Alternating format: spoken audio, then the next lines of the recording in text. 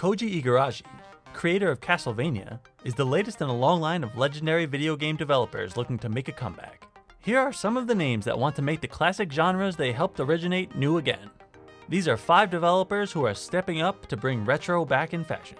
Koji Igarashi has been wanting to make a new game for quite some time, as detailed in today's announcement of Bloodstained Ritual of the Night, a spiritual successor to Castlevania. The game, which is in its early stages of a Kickstarter campaign, promises to revisit the gothic horror style by using classic gaming principles that Igarashi is known for, like jam-packed action and intense exploration. Players will have the option to go at it alone, play cooperatively, or fight versus each other. Keiji Inafune. Keiji broke away from Capcom after 23 years to, quote, start his life over. That meant starting his own company, Concept, in December of 2010. However, Capcom retained ownership of the franchises he helped create, so he couldn't create any new installments then.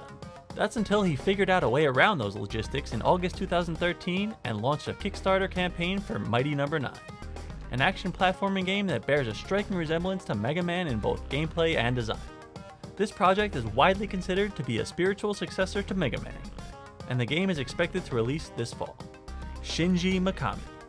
The man who single-handedly invented the survival horror game genre with Resident Evil formed his own development studio, Tango Gameworks, in March of 2010. Its debut game, The Evil Within, promised to bring players back to the roots of survival horror while using new technology to bring the genre to the next level.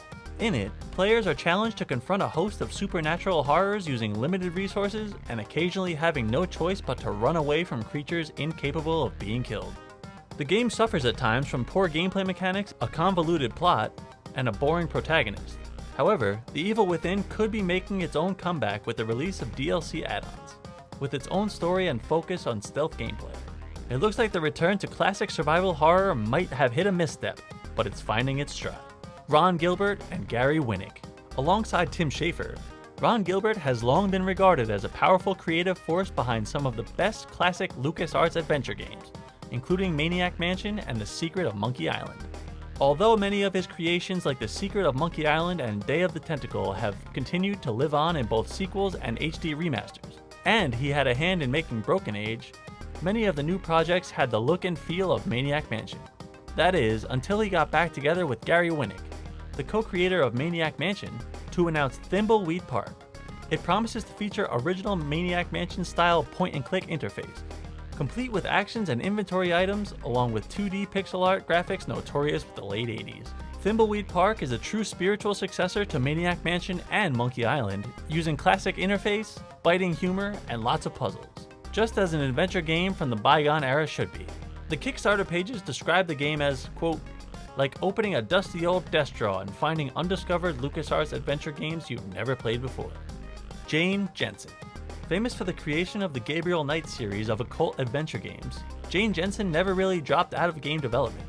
However, the later puzzle games she helped develop, including Grey Matter, didn't resonate quite as widely as Gabriel Knight did.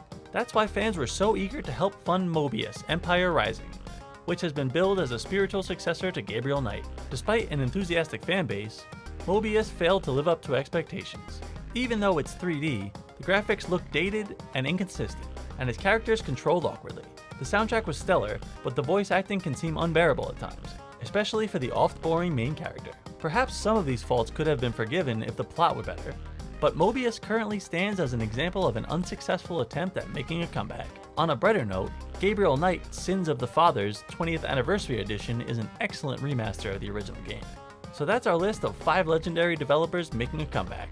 Who is your favorite developer of all time? For Stephen Wong's full article and everything gaming, check out shacknews.com.